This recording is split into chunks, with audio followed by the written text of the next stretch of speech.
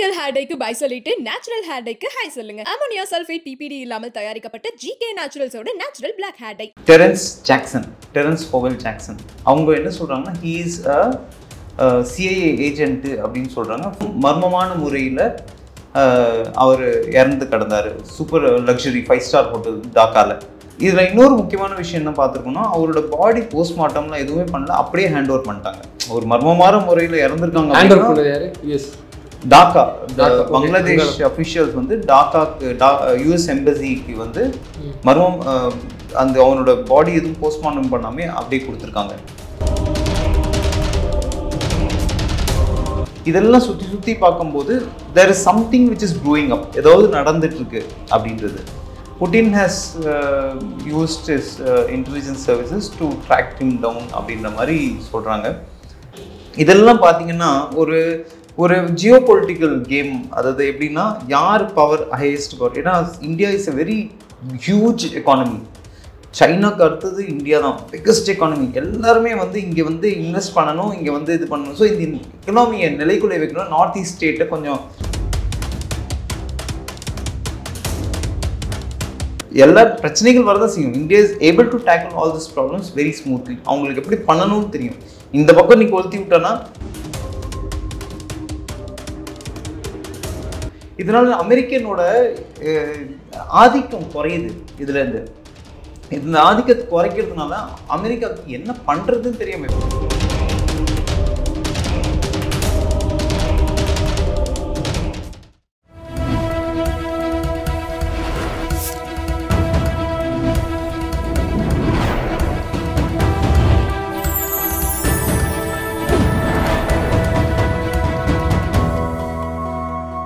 Channel 5 Tamil நேயர்களுக்கு வணக்கம். இன்றைய நேர்காணலில் நம்மோடு பேச இருப்பது முன்னாள் விமானப்படை அதிகாரி விஜயகுமார் தேவ் அவர்கள். சார் வணக்கம் சார். ஜெய்ஹிந்த். வணக்கம் சார். சிஐஏ வந்து மோடிக்கு ஒரு குறி டார்கெட் வச்சதாகவும் தகவல் பார்த்துருப்போம். அதே நேரத்தில் ஆப்ரேஷன் திரிசூல் ஒத்திகை நடந்துட்டு இருக்கு. என்ன சார் நடக்குது? ஃபர்ஸ்ட் அண்ட் ஃபார்மோஸ்ட் திங், இது வந்து ஒரு இன்னும் அது அன்கன்ஃபார்ம்டு ரிப்போர்ட்ஸ். அதாவது சிஐஏ வந்து ஒரு மோடி மேலே டார்கெட் பண்ணியிருக்காங்கன்றது இன்னும் கன்ஃபார்ம்டு ரிப்போர்ட்ஸ் கிடையாது. அது ஒரு அன்கன்ஃபார்ம்டு ரிப்போர்ட்ஸ். பட் இருந்தாலும் ஒரு ஸ்பெக்குலேஷன் என்ன ஓடிட்டுருக்குன்னா, இது ரொம்ப வருஷமாக ஓடிட்டுருக்க ஒரு ஸ்பெக்குலேஷன் என்னென்னா, இப்போது இது வந்து டேட் பேக்ஸ் டு ஆகஸ்ட் மந்த்லேருந்து போகுது. ஆகஸ்ட் 5ஆம் தேதி வந்து என்ன நடந்திருக்கு அப்படின்னா, ஃபார்மர் US அம்பாசிடர் பீட்டர் ஹோவெல்னு ஒருத்தர் வந்து கிட்டத்தட்ட ஒரு 5லேருந்து 6 ட்ரிப் அடிச்சிருக்காரு. எங்கேக்கு? பங்களாதேஷ்க்கு எதுக்கு அடிச்சிருக்காருன்னா, அவர் வந்து மீட் பண்ணதெல்லாம் வந்து அங்கே இருக்கிற மினிஸ்ட்ரி பீப்புள், அங்கே இருக்கிற அந்த டிஃபென்ஸ் பீப்புள். அது தவிர மோஸ்ட் இம்பார்ட்டன்ட்லி அவர் காக்ஸ் பஜார் போயிருக்காரு. காக்ஸ் பஜாரில் யார் இருக்காங்கன்னா மோஸ்ட்லி ரோஹிங்கியா அகதிகள் தான் அங்கே தங்கியிருக்காங்க. இதெல்லாம் இல்லாமல் சிட்டகாங் பேஸில் வந்து அவங்களோட சீபோர்ட்டில் வந்து US மிலிட்ரிலாம் ஸ்பாட் பண்ணியிருக்காங்க. இதெல்லாம் சுற்றி பார்க்கும்போது there is something which is brewing up, ஏதாவது நடந்துட்டுருக்கு அப்படின்றது. இது இல்லாமல் நீங்கள் இன்னொரு ஆஸ்பெக்ட் பார்த்தீங்கன்னா, ஆகஸ்ட் 31 நம்ம இதுக்கு நம்ம மோடிஜி வந்து ஷான்ஜின் போயிருந்தார் இல்லையா? அங்கே சம்மிட்டில் திடீர்னு ப்ரோட்டோகால்லாம் பிரேக் பண்ணி மோடியும் புட்டினும் ஒரே காரில் போனாங்க, ஒரே வண்டியில். ஸோ அந்த time it is sign of that Russia is trying to save இந்தியான்ற மாதிரி ஒரு சிக்னேச்சர். நான் உங்களை ப்ரொடெக்ட் பண்ணுறேன்ற ஒரு இதில் அது ஒரு சைனாக பார்க்கலாம். ஸோ அந்த மாதிரி போயிட்டு இருக்கும்போது திடீர்னு இப்போ ரீசெண்டாக அந்த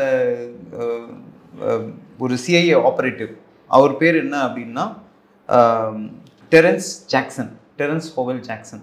அவங்க என்ன சொல்கிறாங்கன்னா he is a CIA agent அப்படின்னு சொல்கிறாங்க. ஃபார்மர் US ஸ்பெஷல் ஃபோர்ஸஸ் கூட நிறைய டச் இருக்குன்றது சொல்கிறாங்க. பட் இருந்தாலும் இது வந்து இன்னும் அன்கன்ஃபார்ம் ரிப்போர்ட். திடீர்னு மர்மமான முறையில் அவர் இறந்து கிடந்தார் சூப்பர் லக்ஸுரி 5-star ஹோட்டல் டாக்கால. இதில் இன்னொரு முக்கியமான விஷயம் என்ன பார்த்துருக்கோம்னா, அவரோட பாடி போஸ்ட்மார்ட்டம்லாம் எதுவுமே பண்ணல, அப்படியே ஹேண்ட் ஓவர் பண்ணிட்டாங்க. ஒரு மர்மமான முறையில் இறந்துருக்காங்க. டாக்கா பங்களாதேஷ் அஃபிஷியல்ஸ் வந்து US எம்பசிக்கு வந்து மர்மம் அந்த அவனோட பாடி எதுவும் போஸ்ட்மார்ட்டம் பண்ணாமே அப்படியே கொடுத்துருக்காங்க. ஸோ மர்மமான யாருமே ஒரு மர்மமான முறையில் இறந்துருக்காங்கன்னா போஸ்ட்மார்ட்டம் பண்ணிட்டு தான் இது பண்ணணும். பட் ஒரு போஸ்ட்மார்ட்டம் எதுவுமே பண்ணல, ஹேண்ட் ஓவர் பண்ணியிருக்காங்க. ஸோ இதெல்லாம் வந்து இன்னும் unconfirmed reports, still it is under speculation. இது வந்து மோடிக்கு டார்கெட்டாக இருக்குமா அப்படின்றது வந்து ஒரு still it's an unconfirmed report தான்.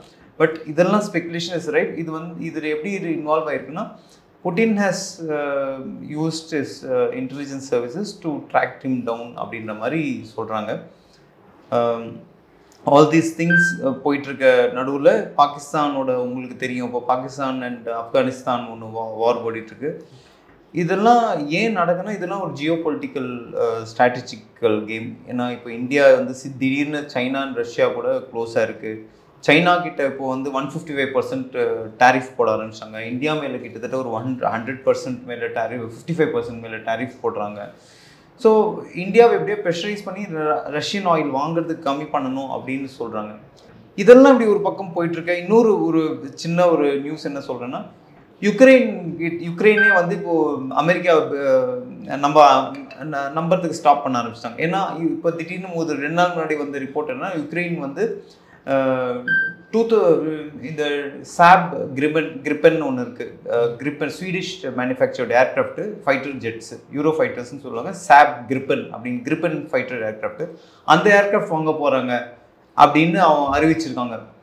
இப்போ அமெரிக்கா கிட்டேருந்து எய்டெல்லாம் ஸ்டாப் பண்ணுது. இப்போது அமெரிக்காவே சொல்லுது, நீ ரஷ்யா என்ன சொல்லணும் அதை பற்றி கேட்டு சைலண்டாக இருன்னு யுக்ரைன்ட்டு சொல்லும்போது, யுக்ரைன் வந்து நீ என்ன சொல்கிறது அப்படின்ட்டு இப்போ கிரிப்பன் ஏர்க்ராஃப்ட் வாங்குறதுக்காக பிளான் பண்ணிட்டு இருக்காங்க ஸ்வீடிஷ் கவர்மெண்ட் கிட்டேருந்து பேசி. ஸோ இது ஒரு பக்கம் போடுறது. இன்னொரு பக்கம் என்னென்னா, ஆப்கானிஸ்தான் பாகிஸ்தான் வார் நடக்குது டியூரண்ட் லைனில்.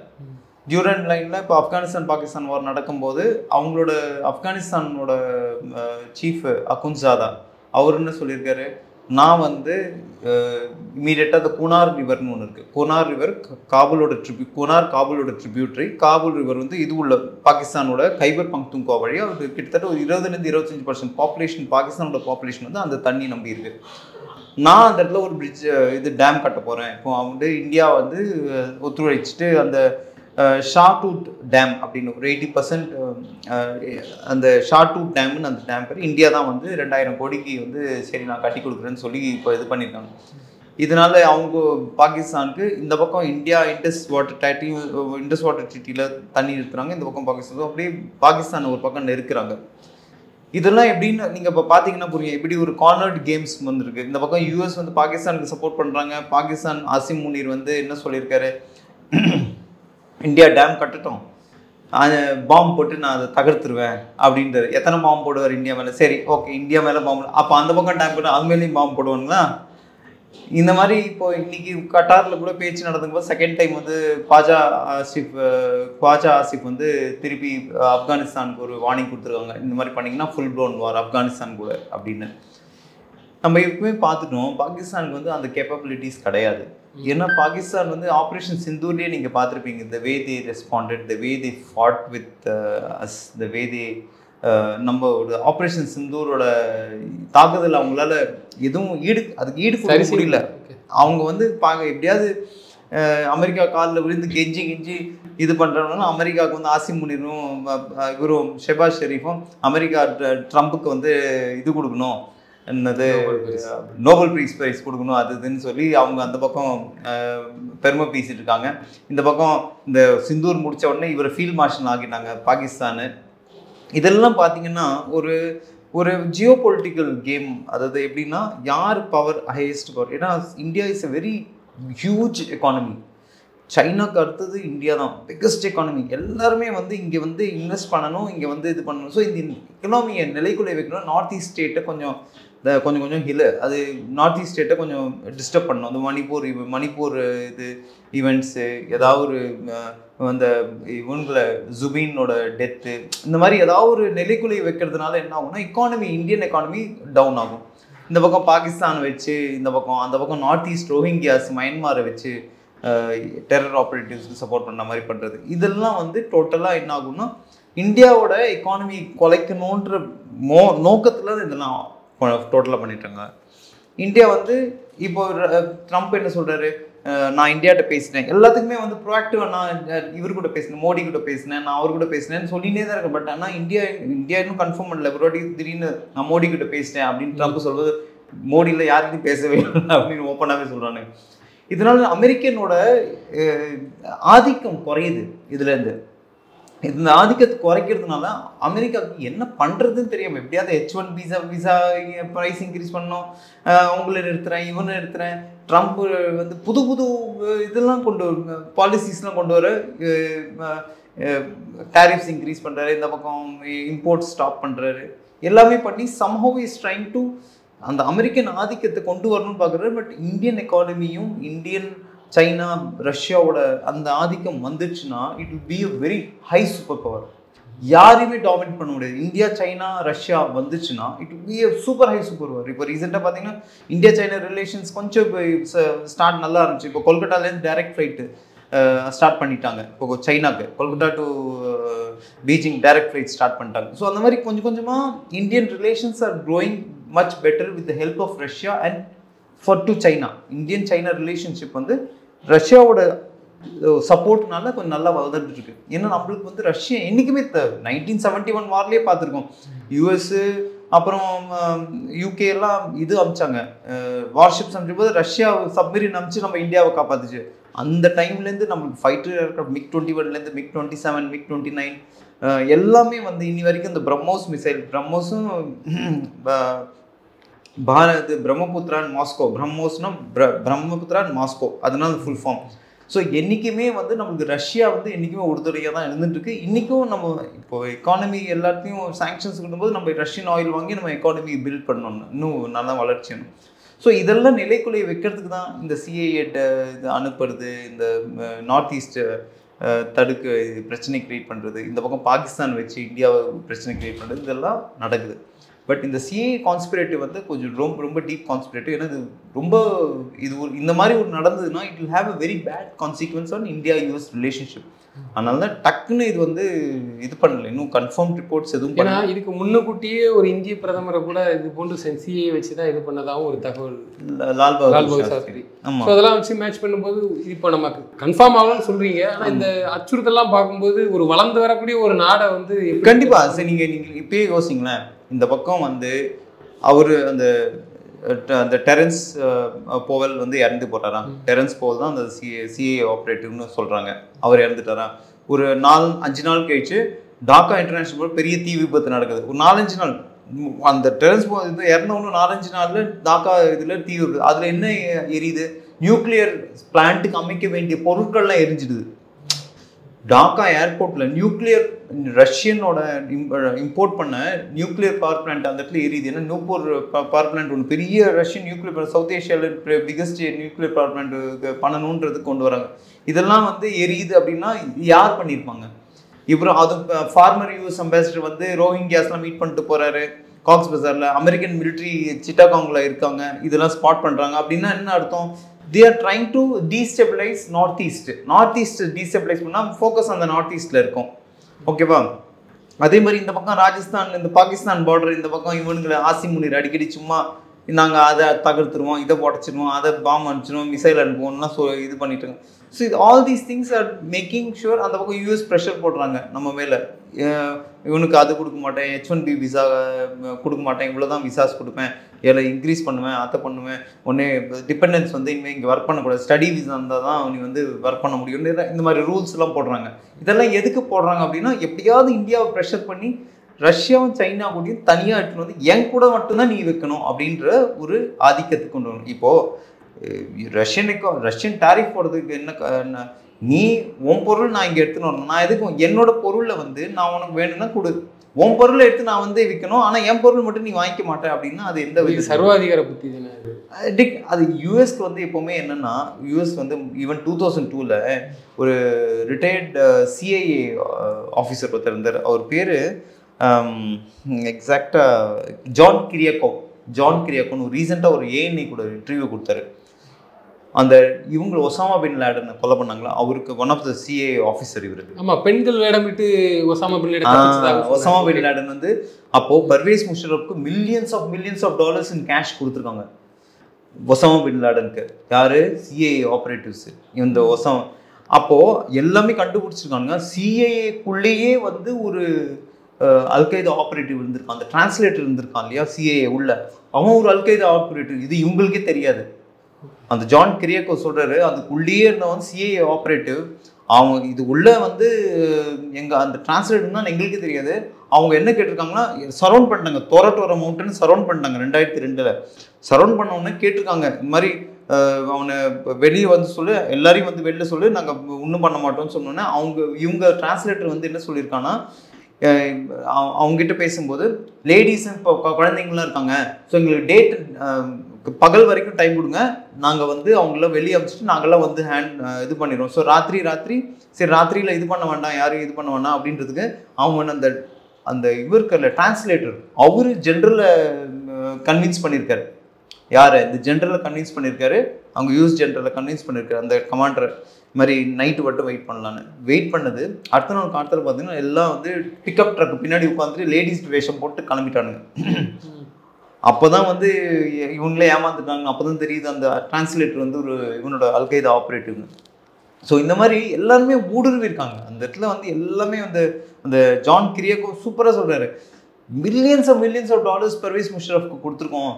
அப்போ தான் இந்த விஷயத்தில் ஒன்று என்ன கண்டுபிடிச்சிருக்காங்கன்னா, லஷ்கரி அந்த இதுக்கப்புறம் லஷ்கர் தொய்பாவோட ஆப்ரேட்டிவ் ஹெட் குவார்ட்டர்ஸில் பார்த்துருக்காங்க, ஐஎஸ்ஐஎஸோட மேனுவல் பார்த்துருக்காங்க, அல்கைதாவோட மேனுவல், அல்கைதா எப்படி ஆப்ரேட் பண்ணுறாங்க, எப்படி அவங்களோட ட்ரைனிங் மேனுவல்ஸ் வந்து லஷ்கர் தொய்பா கிட்ட பிடிச்சிருக்காங்க. அது அவர் சொல்கிறாரு, லஷ்கர் தொய்பா கிட்ட நான் அந்த மேனுவல்ஸ்லாம் பிடிச்சி இது ஒரு சூப்பரான ஒரு proof that Pakistan is supporting terrorism அப்படின்னு அமெரிக்காவே சொல்லியிருக்கு அந்த டைமில். ஆனால் எவனுமே இப்போது சீரியஸாக எடுத்து அதை இது பண்ணவே இல்லை. ஏன்னா அந்த டைமில் பாகிஸ்தான் சைனாவை, ஏன்னா அந்த வீட்டோ பவர் சைனா கிட்டே இருந்தது.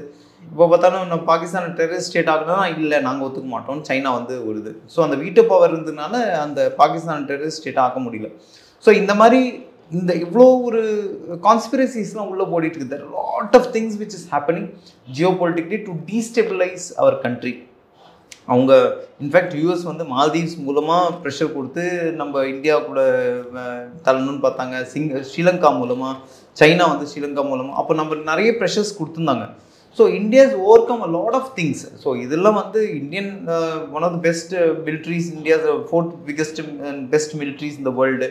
ப்ளஸ் நம்மக்கிட்ட இன்டெலிஜென்ஸ் ஏஜென்சிஸ்லாம் நிறைய இருக்குது, ரா, ஐபி எல்லாமே இருக்குது. ஸோ எல்லாமே கூட ஒர்க் பண்ணுறதுனால இந்தியா இஸ் எல்லா பிரச்சனைகள் வரதான் செய்யும். India is able to tackle all this problems very smoothly. அவங்களுக்கு எப்படி பண்ணணும்னு தெரியும். இந்த பக்கம் நீ கொளுத்தி விட்டோன்னா எப்படி அந்த பக்கத்தை ஒன்று என்கேஜ் பண்ண வைக்கணும். So India is also playing a very safe game. எப்படி என்கேஜ் பண்ண, இப்போ இந்தியா தண்ணி நிறுத்தின மாதிரி அங்கே தண்ணி நிறுத்தினான். இப்போ இதே தான் அங்கே உனக்கு பொலிட்டிக்கல் எப்படி ஒன்றை வந்து ஸ்டார்ட் பண்ண வச்சுன்னா உனக்கு எப்படி எங்கே வலிக்குதோ அங்கே அடித்தா தானே உங்களுக்கு இது. நீங்கள் உடம்புல எங்கே வலிக்குதோ அங்கே அடித்தா கரெக்டாக உங்களுக்கு இது ஆகும்ல. ஸோ அதனால் கரெக்டாக India is playing a very nice game, political, இது geopolitical game to be who is the best. அதான்.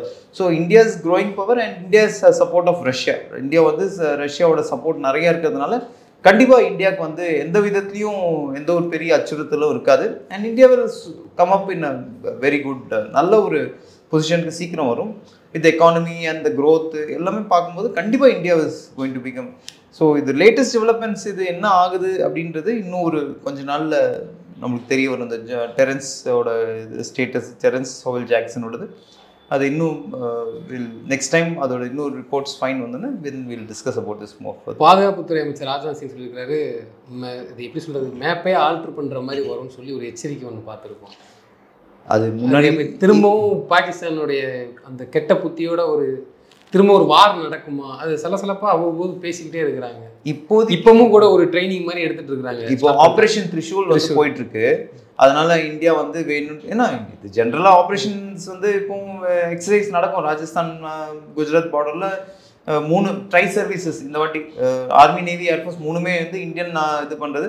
அதே மாதிரி நம்ம ஒரு நோட் டு ஏர்மேன் மாதிரி எக்ஸசைஸ் பண்ண போகிறோம், அதனால் ஃப்ளை பண்ணாதீங்கன்னு மேலே எல்லா ஏர்க்ராஃப்ட்ஸ்க்கும் சொல்லும்போது பாகிஸ்தான் வேற ஒரு இடத்துல, அவங்க நம்ம பார்டரில் இல்லை வேறு இடத்துல வந்து நாங்களும் ஒரு மிசைல் டெஸ்ட் பண்ணுறோம், அதனால் இந்த இடத்துல ஃப்ளை பண்ணாதீங்க, நம்மளுக்கு ஏடிக்கு போட்டியாக ஒன்று இது பண்ணுறாங்க.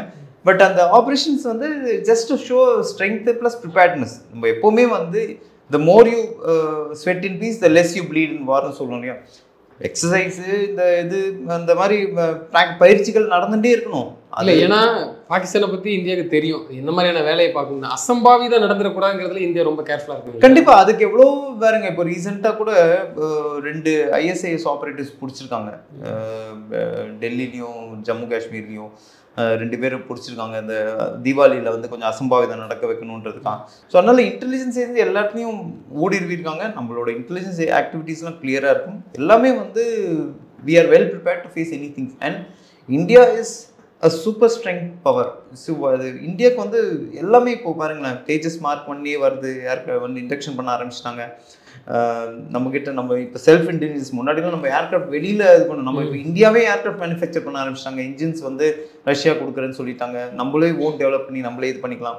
3வது நம்மளுக்கு வந்து பிரம்மோஸ் மிசைல்ஸ் இருக்குது. நம்ம மிசைல்ஸ் எல்லாரும் வாங்கிக்கிறாங்க. எல்லாம் அட்வான்ஸ் க்ரூஸ் மிசைல்ஸ் எல்லாமே இப்போ நம்மளே இது பண்ணுறது. So we are not dependent totally on some particular person. We have technology. We are now collaborating with other countries and we are now exporting defense also. முன்னாடி defence வந்து export எதுவுமே கிடையாது. இப்போ இந்தியா வந்து manufacturing defence products and it's exporting. So there are a lot of things. 2000 முன்னாடி இருந்த இந்தியாவும் 2000 அப்புறம் இருக்கிற இந்தியாவும் வேறு வேறு. நீங்கள் 1998 நியூக்ளியர் பவர் ஆச்சு இந்தியா. 98 இந்தியா வந்து நியூக்ளியர் பிளாஸ்ட் பண்ணார் அதுல் பிஹாரி வாஜ்பாய்ஜி, பாரத் ரத்னா அதுல் பிஹாரி வாஜ்பாய்ஜி. ஸோ அதனால் இந்தியாவுக்கு வந்து அப்போது இன்னும் ஒரு பெரிய லெவலில் வந்துச்சு. இப்போ 2011 மோடிஜிக்கு அப்புறம் இந்தியா இந்த எஸ்பெஷலி இந்த பாலாகோட் ஸ்ட்ரைக்ஸு அப்புறம் வந்து சர்ஜிக்கல் ஸ்ட்ரைக்ஸ்லாம் அடித்த அப்புறம் நிறைய இந்தியா இஸ் நவ் இப்போ ஓரளவுக்கு தெரிய வந்துச்சு. India is not a person who will sit behind and relax. என் மேலே ஒரு அடிப்பட்டதுன்னா ஒன்று எழுந்துக்காத ஆளுக்கு அடிச்சுட்டு மாதிரி. அது ரீசெண்ட் சிந்தூர்லேயே பார்த்துருப்பீங்க. That's a best example. And Sindoor is not over it. அது இன்னும் Sindoor is still active. So அதனால் சிந்தூர் முடிஞ்சிச்சுன்னு யாரும் நினைக்கணும். அவர் இன்னும் ராஜ்நாத் சிங்கே பிரைம் மினிஸ்டரே சொல்கிறாரு. அதாவது அவர் என்ன சொல்கிறாரு, ரத்தத்தோட தண்ணீர் கலக்காது, ரத்தம் terror and water cannot go டுகெதர்னு சொல்கிறாரு. ஸோ அது எக்ஸாம்பிள் புரிஞ்சிருக்கோம். ஸோ இதுக்கு மேலே நம்ம எக்ஸ்பிளைன் பண்ணால் operation Sindoor is still on. A day will come where they will take us to பாகிஸ்தானுக்கு வந்து ஒரு நல்ல பாடம் கற்பிக்கிற நேரம் வரும். It's not far away. நிச்சயமாக சார், தொடர்ந்து தங்களோட கருத்துக்களை பயன்படுத்தி நன்றி. கண்டிப்பாக ஜெயிக்கும். ஜெய்ஹிந்த்.